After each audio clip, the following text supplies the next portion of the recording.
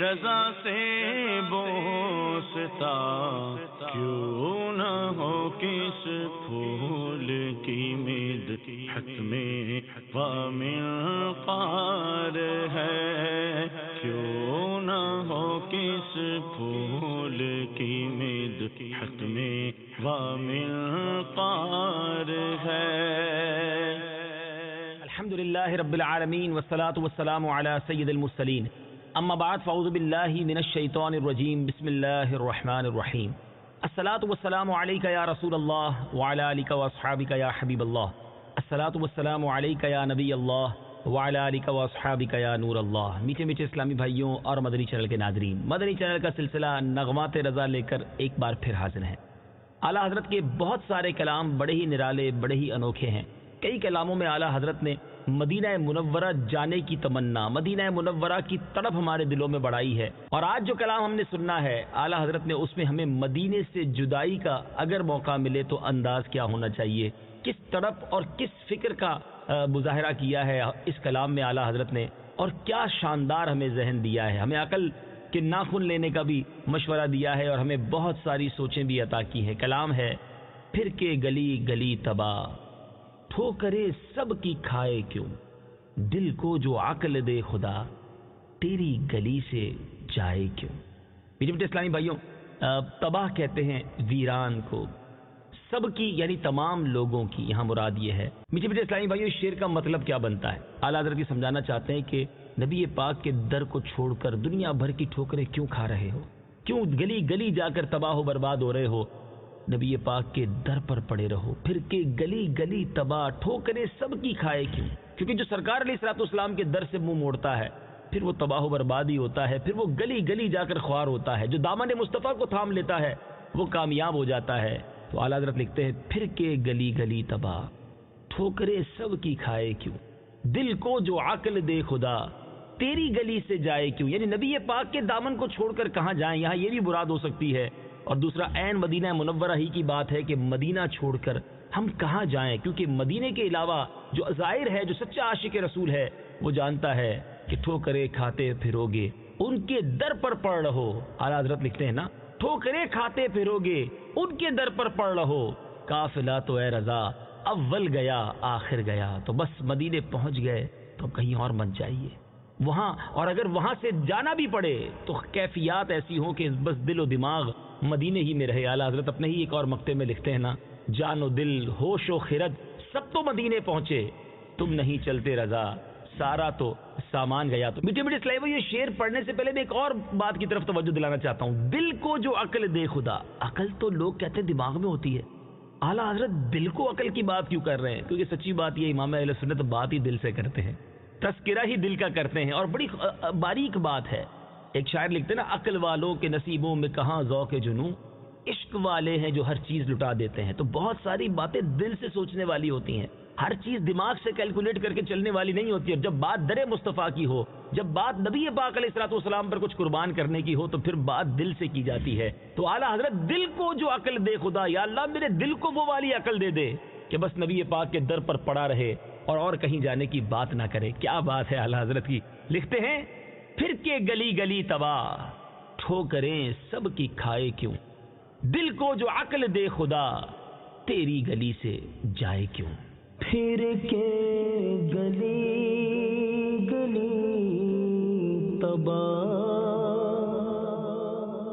ٹھوکر سب کی کھائے کیوں، پھر کے گلی گلی تباہ، ٹھوکر سب کی کھائے کیوں، دل کو جو عقل دے خدا، دل کو جو عقل دے خدا، تیری گلی سے جائے کیوں۔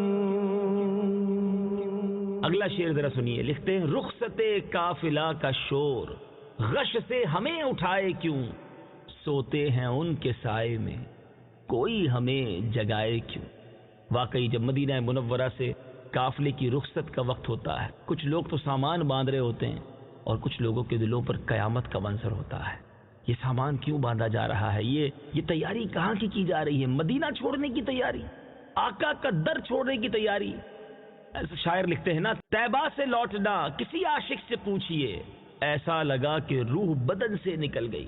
اعلیٰ حضرت اسی کیفیت کے بارے میں بتا رہے ہیں کہ رخصت قافلہ کا شور، قافلے والوں کا جو یہ واپسی کا شور ہے نا، غش سے، یعنی رخصت قافلہ کا شور غش سے ہمیں اٹھائے کیوں؟ ہمیں کوئی کیوں نیند سے اٹھائے، کیوں مدہوشی سے اٹھائے؟ مدینے سے جانے کی بات کا اتنا شور کیوں مچ رہا ہے؟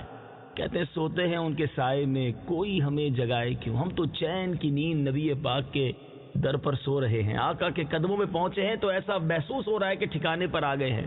تو اب قافلے والے واپسی کی بات نہ کرو، نبی پاک کے در سے رخصت کی بات نہ کرو۔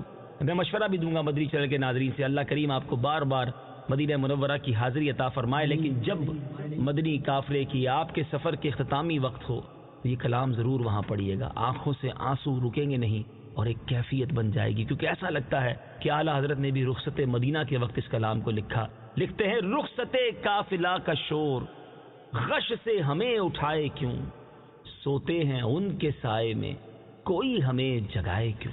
رخصت قافلہ کا شور غش سے ہمیں اٹھائے کیوں، رخصت قافلہ کا شور غش سے ہمیں اٹھائے کیوں، سوتے ہیں ان کے سائے میں، سوتے ہیں ان کے سائے میں، کوئی ہمیں جگائے کیوں، سوتے ہیں ان کے سائے میں، کوئی ہمیں جگائے کیوں،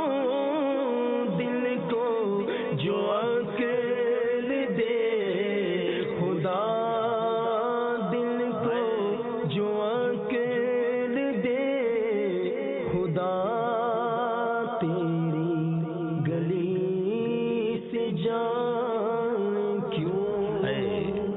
بہت خوبصورت کلام اور بڑا خوبصورت شعر لکھتے ہیں، بار نہ تھے حبیب کو پالتے ہی غریب کو، روئیں جو اب نصیب کو چین کہو گوائے کیوں۔ اعلیٰ حضرت سمجھا رہے ہیں کہ دیکھو مدینے جا رہے ہو نا تو جلدی آنے کی بات نہ کرنا، نبی پاک پر بار کہتے کوئی بوجھ نہیں ہے، پیارے آقا تو غلاموں پر بڑے مہربان ہیں، بلکہ خود بلا رہے ہیں، من زار قبری وجبت لہو شفاعتی۔ یہ ہم ہی نکمے ہیں جو مدینہ چھوڑ کر آ جاتے ہیں، ورنہ وہاں کوئی آقا پر بوجھ نہیں، وہ تو ساری دنیا کو پال رہے ہیں، آپ کو بھی پالتے، غریب کو بھی پالتے، جو جاتا اسے اپنے پاس رکھیں۔ بلکہ اب نبی پاک کی احادیث میں تو یہ ترغیب موجود ہے کہ تم میں سے جس سے ہو سکے وہ مدینے میں مرے، کہ جو مدینے میں مرے گا میں اس کی شفاعت کروں گا۔ آقا خود فرماتے مدینے کی گرمی پہ صبر کرنے والے کو نبی پاک علیہ الصلوۃ والسلام نے بشارتوں سے نوازا، مدینے کی سختی پر صبر کرنے والوں کو نبی پاک نے بشارتوں سے نوازا۔ گویا پیارے آقا علیہ الصلوۃ والسلام کی رضا اس میں ہے کہ ہم مدینے جائیں تو وہیں رہیں، جتنا ہو سکے آقا کے قدموں میں وقت گزاریں۔ لوگ کہتے ہیں کہ بس جناب بہت ہو گیا اب واپس کی بات کرو، نہیں، پیارے آقا پر بار نہیں ہے کوئی، وہ تو کریم ہے، ساری دنیا خواندی ہے خیرات مدینے دی، تو الحمدللہ آقا کے در سے سب کو بٹتا ہے۔ اب ہم جب چھوڑ کر آ جاتے ہیں تو خود ہی غمزدہ ہو جاتے ہیں، خود ہی پھر چین اپنا گوا بیٹھتے ہیں۔ اے کاش رب کریم ہمیں مدینے کی ایسی حاضری عطا فرمائے کہ بس ہم وہیں کے ہو کر رہ جائیں۔ اعلیٰ حضرت لکھتے ہیں، بار نہ تھے حبیب کو پالتے ہی غریب کو، روئیں جو اب نصیب کو چین کہو گوائے کیوں۔ بار نہ تھے حبیب کو پالتے ہی غریب کو، بار نہ تھے حبیب کو پالتے ہی غریب کو، روئے جو اب نصیب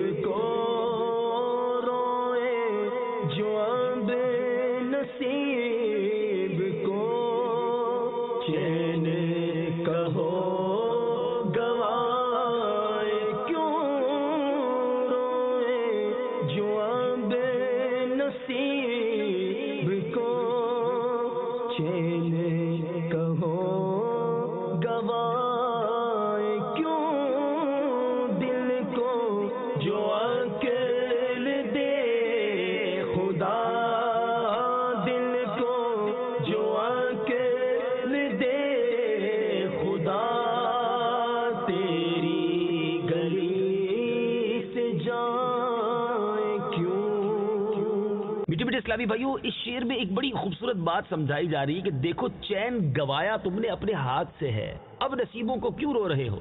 ایک اور شاعر لکھتے ہیں نا، ہم مدینے سے اللہ کیوں آ گئے، قلب حیراں کی تسکین وہیں رہ گئی، دل وہیں رہ گیا، جاں وہیں رہ گئی، خم اسی در پہ اپنی جبی رہ گئی۔ واقعی مدینے سے آنے کے بعد ایسا لگتا ہے اپنا بہت کچھ وہاں چھوڑ آئے ہیں، اور کاش یہ کیفیت ہمیشہ بنی رہے۔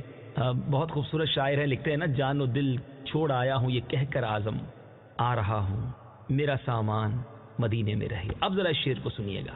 روئے جو بے نصیب کو، روئے جو بے نصیب کو، چین کہو گوائے کیوں، روئے جو بے نصیب کو، چین کہو گوائے کیوں، دل کو جو عقل دے خدا، دل کو جو عقل دے خدا، تیری گلی سے جائے کیوں۔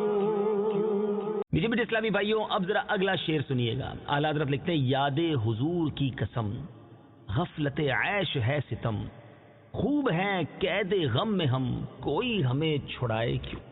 اللہ غنی، یہ کس یاد کی بات ہو رہی ہے؟ کون سی پیارے آقا کی یاد ہے؟ پہلے کچھ مشکل معنی کے معنی سمجھ لیجئے۔ غفلت سے یہاں مراد لاپرواہی ہے، عیش سے مراد آرام و سکون ہے، ستم سے مراد ظلم ہے۔ اچھا، قید، گرفتار اور غم کو تو آپ سمجھتے ہیں، رنج و غم۔ اب اعلیٰ حضرت امام اہل سنت لکھتے ہیں کہ یاد حضور کی قسم، نبی پاک علیہ الصلوۃ والسلام کی وہ یادیں جو آپ نے امت کے غم میں آنسو بہائے، رات رات بھر عبادت کرتے رہے، طویل قیام کرتے رہے، یادگاری امت میں سجدے کرتے رہے، آنسو بہاتے رہے۔ اعلیٰ حضرت کہتے ہیں کہ نبی پاک کی اس امت کی یاد کی قسم، ایسے نبی جنہوں نے ہمیں یاد کیا، اب ہم غفلت میں رہیں، اب ہم عیش و عشرت میں رہیں، اب نبی پاک کو بھول جائیں، ان کی سنتوں سے دور، ان کے احکامات سے دور رہیں، یہ تو بڑا ستم ہے، یہ تو ظلم ہے۔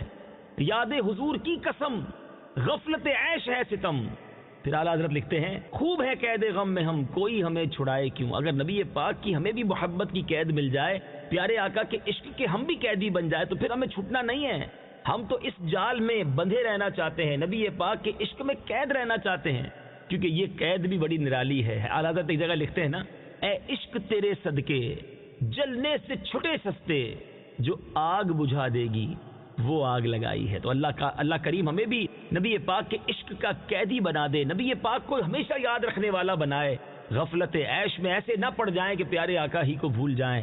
اے میرے میٹھے اسلامی بھائیوں، بڑی خوبصورت بات ہے، اللہ کرے دل میں اتر جائے۔ اعلیٰ حضرت لکھتے ہیں، یاد حضور کی قسم غفلت عیش ہے ستم، خوب ہیں قید غم میں ہم، کوئی ہمیں چھڑائے کیوں۔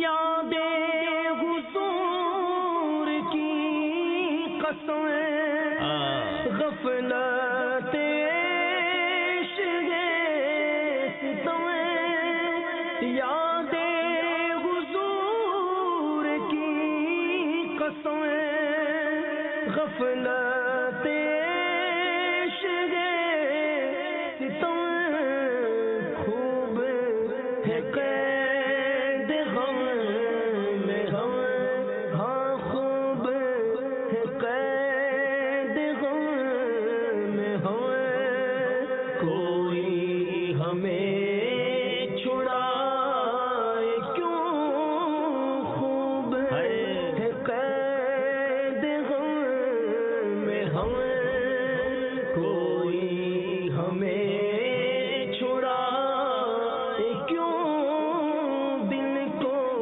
جو عقل دے خدا، دل کو جو عقل دے خدا، تیری گلی سے جائے کیوں۔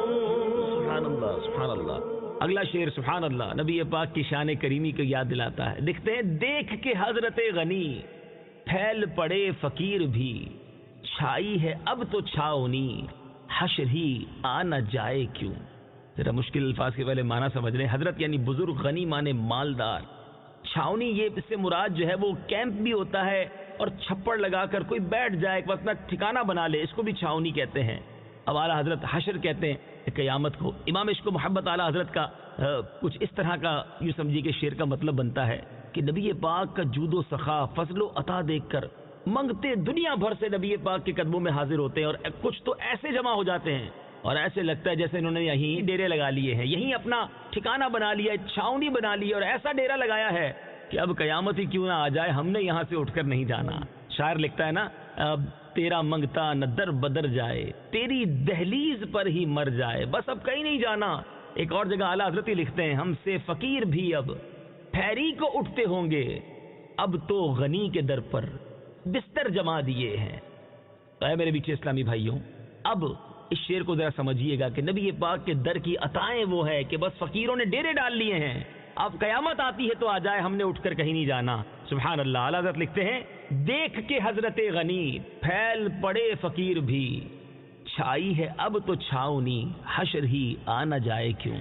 دیکھ کے حضرت غنی پھیل پڑے فقیر بھی، دیکھ کے حضرت غنی پھیل پڑے فقیر بھی، چھائی ہے اب تو چھاونی، ہاں چھائی ہے اب تو چھاونی، حشر ہی آ نہ جائے کیوں، چھائی ہے اب تو چھاونی، حشر ہی آ نہ جائے کیوں، دل کو جو عقل دے خدا، دل کو جو عقل دے خدا، تیری گلی سے جائے کیوں. سبحان اللہ، سبحان اللہ. میٹھے میٹھے اسلامی بھائیو، اگلا شعر اگر اس کو اس کلام کی جان کہا جائے تو غلط نہ ہوگا. خوبصورت تمنا ہے. لکھتے ہیں، جان ہے عشق مصطفیٰ، روز فزوں کرے خدا، جس کو ہو درد کا مزہ، ناز دوا اٹھائے کیوں. سبحان اللہ. اس کی ذرا مشکل معنی پہلے سمجھ لیتے ہیں. فزوں کہتے ہیں زیادتی کو، زیادہ کرنے کو. اچھا، درد تکلیف کے لیے استعمال ہوتا ہے. ناز دوا کیا ہے؟ علاج کا نخرہ، یعنی دوا کا ناز. اللہ اللہ اللہ. اعلیٰ حضرت کیا لکھتے ہیں ذرا سمجھیے گا اس شعر میں کہ نبی پاک علیہ الصلوۃ والسلام کی جو محبت ہے نا، وہ ہماری جان ہے. اور سچی بات، یہ تو جان ایمان بھی ہے. نبی پاک علیہ الصلوۃ والسلام فرماتے ہیں، کوئی حدیث پاک کا مضمون ہے کہ تم میں سے کوئی اس وقت تک کامل مومن ہی نہیں ہو سکتا جب تک میں اس کے نزدیک، اس کی والد، اس کی اولاد اور اس کے تمام لوگوں سے زیادہ محبوب نہ ہو جاؤں. تو گویا ایمان کی جان ہے نبی پاک سے محبت کرنا. یہی تو بات اعلیٰ حضرت کہہ رہے ہیں، جان ہے عشق مصطفیٰ، روز فزوں کرے خدا. اللہ اس میں اور روز بروز برکت عطا فرمائے، ترقی عطا فرمائے. رکے نہیں یہ سلسلہ، بس بڑھتا رہے. اور کیا خوبصورت بات ہے، بڑی گہری بات ہے. کہتے جس کو ہو درد کا مزہ. درد کا مزہ بھی کسی کو آتا ہے، مگر اعلیٰ حضرت یہی تو سمجھاتے ہیں کہ یہ وہ درد ہے، یہ عشق کی وہ آگ ہے، یہ وہ تڑپ ہے جس کا مزہ ہی نرالا ہے. ہم تو چاہتے ہیں یہ درد اور بڑھتا رہے، ہم فنا ہو جائیں. ہے جس کو ہو درد کا مزہ، ناز دوا اٹھائے کیوں. جس کو درد میں مزہ آ رہا ہو وہ دوا نہیں پیتا، دوا وہ استعمال کرتا ہے جو درد سے جان چھڑانا چاہتا ہے. اعلیٰ حضرت کہتے ہیں، میں کیوں دوا اٹھاؤں، میں دوا کے ناز کیوں اٹھاؤں، میں تو چاہتا ہوں یہ درد بڑھتا رہے. میں تو دعا کر رہا ہوں اللہ سے کہ یا اللہ میرے عشق میں، میری اس تڑپ میں اور برکت عطا فرما. سبحان اللہ. ایک اور جگہ اسی طرح کی بات برادر اعلیٰ حضرت مولانا حسن رضا خان صاحب لکھتے ہیں نا، میرے دل کو درد الفت وہ سکون دے الہی، میری بے قراریوں کو نہ کبھی قرار آئے. بڑی کمال کی بات ہے. ذرا غور کیجئے گا، دل کو درد بھی چاہیے اور کہتے ہیں وہ سکون دے الہی، یعنی یہ جو درد ہے وہ بڑا پرسکون ہے، اور میری بے قراریوں کو نہ کبھی قرار آئے. یہ خاندان اعلیٰ حضرت کا شاندار انداز ہے کہ نبی پاک کے عشق کا درد مانگ رہے ہیں. اللہ ہمیں بھی ایسا عشق نصیب فرمائے. اعلیٰ حضرت لکھتے ہیں، جان ہے عشق مصطفیٰ، روز فزوں کرے خدا، جس کو ہو درد کا مزہ، ناز دوا اٹھائے کیوں. جانے گئی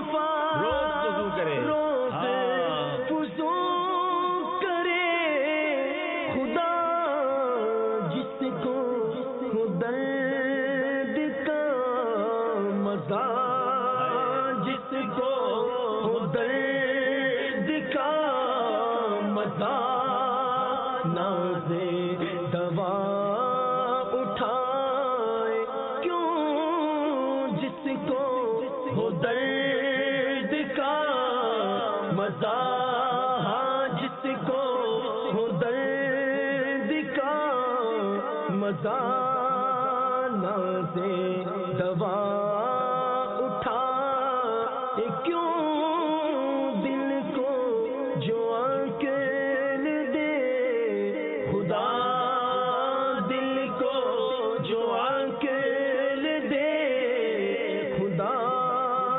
تیری گلی سے جائے کیوں۔ سبحان اللہ سبحان اللہ۔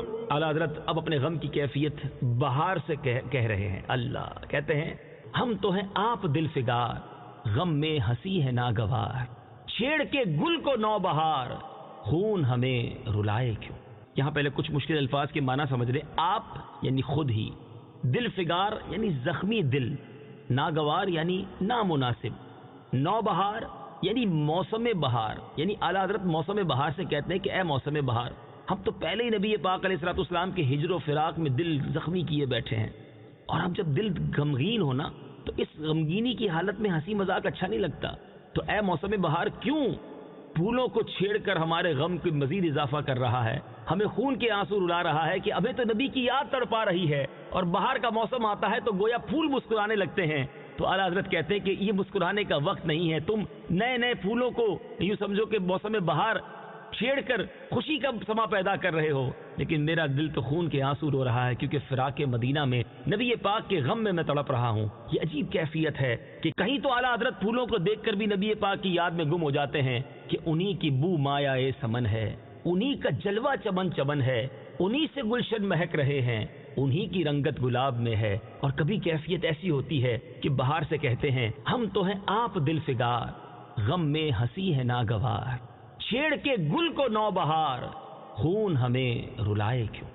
ہم تو گیا آپ دل فگار، غم میں غسی ناگوار، ہم تو گیا آپ دل فگار، غم میں ہنسی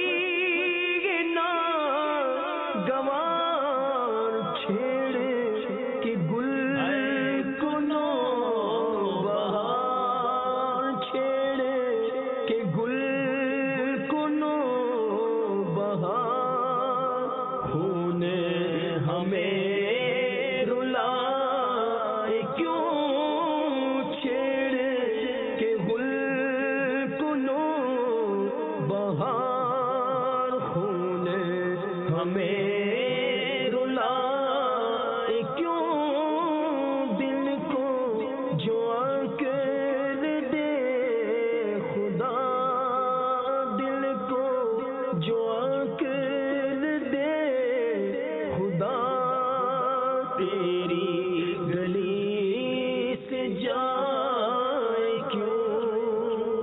میٹھے میٹھے اسلامی بھائیو، ہم ذرا شعر سنیے گا۔ اعلیٰ حضرت لکھتے ہیں اب تو نہ روک اے غنی، عادت سگ بگڑ گئی، میرے کریم پہلے ہی لقمائے تر کھلائے کیوں۔ یہاں پہلے کچھ مشکل الفاظ کے معنی بھی سمجھ لیں۔ عادت سگ یعنی آپ کے در کے غلام کی جو عادت ہے، یہاں مراد یہ ہے بگڑ گئی یعنی عادت خراب ہو گئی ہے، اور لقمائے تر یعنی ترنے والا۔ اعلیٰ حضرت کچھ اس طرح کہنا چاہ رہے ہیں کہ اے میرے آقا، آپ نے بڑی کرم نوازیاں کی ہیں، بڑی رحمتیں کی ہیں، اپنے غلام کو آپ ہی نے پالا ہے، یہاں تک پہنچایا ہے، اتنی آسانیاں آپ کے کرم سے ہو گئی ہیں، تو اب عادت خراب ہو گئی ہے آرام سے رہنے کی، آپ کی کرم نوازیوں اور آپ کے ٹکڑے کھانے کی، تو اب ان نعمتوں کو، اب ان برکتوں کو مجھ سے دور نہ کیجیے گا، کہیں یہ عزتیں نہ چلی جائیں، کہیں یہ نعمتیں دور نہ ہو جائیں، کہیں میں زوال نعمت میں مبتلا نہ ہو جاؤں۔ آپ نے جب پہلے بھی اپنے گدا کو، اپنے فقیر کو اتنا پالا ہے، اتنا نوازا ہے، تو یہ کرم نوازی جاری رکھیے گا۔ بڑا خوبصورت انداز ہے اعلیٰ حضرت کا بارگاہ مصطفیٰ صلی اللہ تعالی علیہ وسلم میں التجا کرنے کا۔ ایک اور کلام میں بھی اعلیٰ حضرت لکھتے ہیں نا، تیرے ٹکڑوں پہ پلے غیر کی ٹھوکر پہ نہ ڈال، جھڑکیاں کھائیں کہاں چھوڑ کے صدقہ تیرا۔ اسی طرح کی بات اس شعر میں ہے کہ اب تو نہ روک اے غنی، عادت سگ بگڑ گئی، میرے کریم پہلے ہی لقمہ تر کھلائے کیوں۔ اب تو نہ روک غنی، عادت سگ بگڑ گئی، اب تو نہ روک غنی، عادت سگ بگڑ گئی، میرے کریم پہ نہیں، میرے کریم پہ نہیں، لقمہ تر کھلا کیوں، میرے کریم پہ نہیں، لقمہ تر کھلا کیوں، دل کو جو عقل دے خدا، دل کو جو عقل دے خدا، تیری گلی سے جائے کیوں۔ سبحان اللہ سبحان اللہ۔ اب ذرا اگلا شعر سنیے گا، اعلیٰ حضرت لکھتے ہیں سنگے درے حضور سے ہم کو خدا نہ صبر دے، جانا ہے سر کو جا چکے دل کو قرار آئے کیوں۔ یہاں سنگے در سے مراد چوکھٹ ہے، در کا دروازہ، اور صبر سے مراد، یہاں صبر سے مراد قرار اور سکون ہے۔ اب اعلیٰ حضرت امام اہل سنت کی کچھ التجا اس طرح کی ہے کہ اے اللہ میری یہ دعا ہے کہ جب تیرے محبوب کے در پر جاؤں نا تو بس آپ کی چوکھٹ پر ایسا میں بس فدا ہو جاؤں، وہاں بوسے دیتا رہوں، وہیں پڑا رہوں، بس اب مجھے کہیں اور قرار نہ آئے، بس وہیں میں رہوں، مجھے چین نہ آئے، کسی اس وہاں سے دور جانے کا جی نہ چاہے۔ اب اگر میرا کوئی سر بھی کاٹ لے مگر پھر بھی دل کو صبر نہیں آئے گا، جانا ہے سر کو جا چکے دل کو قرار آئے کیوں، بس میں نے اب نبی پاک کی چوکھٹ کو تھام لینا ہے، تیرا منگتا نہ در بدر جائے، تیری دہلیز پر ہی مر جائے، بس یہ تمنا ہے، اور بڑی خوبصورت التجا ہے۔ اور یہاں اگر کوئی مدینے میں نہیں بھی ہے تو یہ تصور اس شعر میں جمایا جا سکتا ہے کہ نبی پاک کے در کو، نبی پاک کے دامن کو جو تھاما ہے نا، بس اب اس کے علاوہ کہیں اور نہیں جانا، اور اس دامن کو تھام لیا تو بس اب قرار کہیں اور نہ آئے، کہیں ایسا نہ ہو کہ کہیں اور بھی دھیان ہو، کچھ اور لوگوں کی طرف بھی توجہ ہو، بس آقا کے در سے کبھی صبر نہ آئے، دل وہیں رہے، جاں وہیں رہے، نبی پاک علیہ الصلوۃ والسلام کی طرف توجہ لگی رہے۔ اے کاش، بہت خوبصورت شعر ہے۔ سنگے درے حضور سے ہم کو خدا نہ صبر دے، جانا ہے سر کو جا چکے دل کو قرار آئے کیوں۔ سنگے درے حضور سے ہم کو خدا نہ صبر دے، سنگے درے حضور سے ہم کو خدا نہ صبر دے، جانا ہے سر کو جا چکے، جانا ہے سر کو جا چکے، دل کو قرار آئے کیوں، جانا ہے سر کو جا چکے، ہاں جانا ہے سر کو جا چکے، دل کو قرار آئے کیوں، دل کو جو عقل دے خدا، دل کو جو عقل دے خدا، تیری گلی سے جائے کیوں۔ مقطع کلام، اتر کلام۔ اعلیٰ حضرت لکھتے ہیں ہے تو رضا نرا ستم، جرم پہ گر لجائے ہم، کوئی بجائے سوز غم، ساز طرب بجائے کیوں۔ کچھ مشکل الفاظ ہیں۔ نرا ستم یعنی خالص ظلم، لجائیں، لجانے سے مراد ہوتا ہے ندامت کا اظہار کرنا، شرمانا، سوز غم سے مراد غم کی جلن، اور ساز طرب یعنی خوشی کا ساز، خوشی کا باجا. بڑی عجیب بات کی اعلیٰ حضرت نے، کہتے ہیں ہے تو رضا نرا ستم. اے رضا یہ بڑے ظلم کی بات ہے کہ ہم تو اپنے گناہوں پر رو رو کر اللہ سے معافی مانگے، جرم پر لجائیں، لیکن کوئی ہمارے اس غم میں شریک ہو کر ہمدردی کرنے کے بجائے، پریشان ہونے کی بجائے خوشی اور مسرت کے ساتھ شادیانے بجائے. کتنا بڑا ظلم ہے. اور ظاہر ایسا کوئی نہیں ہوگا کہ کوئی شخص رو رہا ہو اللہ کی بارگاہ میں توبہ کرے اور دوسرا خوشیاں منائے.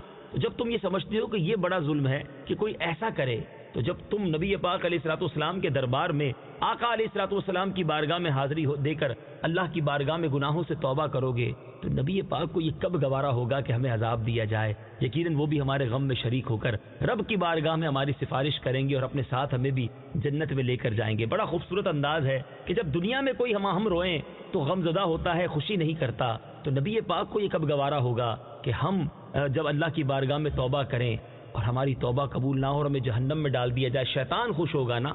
آقا کبھی نہیں چاہیں گے کہ اپنے امتی کو دوزخ میں جاتا ہوا دیکھیں. شاعر ایک بڑی خوبصورت بات لکھتا ہے، دوزخ میں میں تو کیا میرا سایہ نہ جائے گا. دوزخ میں میں تو کیا میرا سایہ نہ جائے گا، کیونکہ رسول پاک سے دیکھا نہ جائے گا. آقا ہیں تو انشاءاللہ بخشش کا سامان ہو جائے گا. اعلیٰ حضرت لکھتے ہیں ہے تو رضا نرا ستم، جرم پہ گر لجائے ہم، کوئی بجائے سوز غم، ساز طرب بجائے کیوں. ہے تو رضا نرا ستم، جرم پہ گر لجائے ہم. ہے تو رضا نرا ستم، جرم پہ گر لجائے ہم. کوئی بجائے سوز غم، کوئی بجائے سوز غم، ساز طرب بجائے کیوں.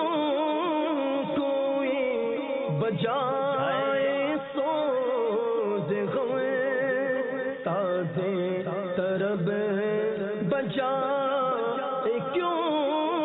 پھر کے گلی گلی تباہ، پھر کے گلی گلی تباہ، ٹھوکر سب کی کھائے کیوں.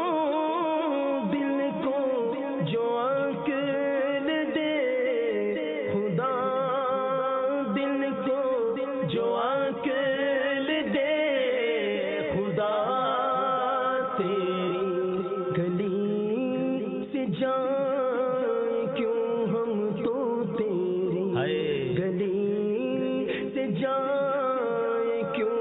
ہاں ہاں تیری گلی سے جائیں کیوں، پھر تو تیری گلی سے جائیں کیوں.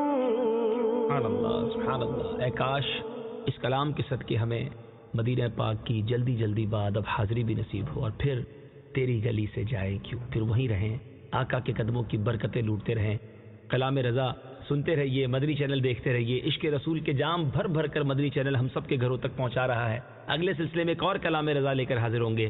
صلو علی الحبیب صلی اللہ تعالی علی محمد صلی اللہ علیہ وسلم. گونج گونج اٹھے ہیں نغمات رضا سے بوستا، کیوں نہ ہو کس پھول کی مدحت میں وامن قار ہے. کیوں نہ ہو کس پھول کی مدحت میں وامن قار ہے.